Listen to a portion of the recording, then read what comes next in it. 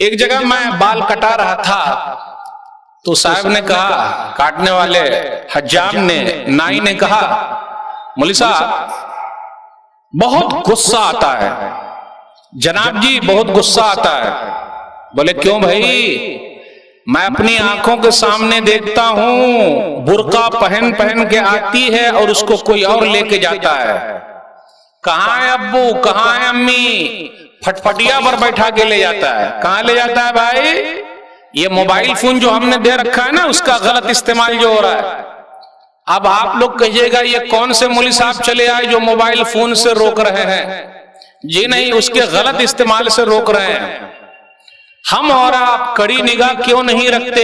हमारी बेटी जो बिगड़ रही है या बेटा जो बिगड़ रहा है, जिम्मेदारी निभाना है जकरिया अलैहिस्सलाम की तरह निभाइए। या मरियम काल या मरियम अन्ना लकी हाज़ा, सूरह आल इमरान सूरह नंबर 3 आयत नंबर 37। मरियम, ये मौसम का फल आपके पास कहां से आया? मरियम, ये बेमौसम का फल आपके पास कहां से आया?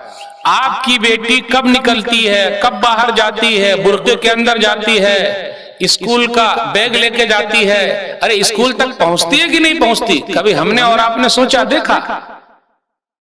सब्सक्राइब कीजिए हमारे चैनल और दबाइए बेल का आइकन ताकि आपको रेगुलर नोटिफिकेशन अपडेट्स मिल सके।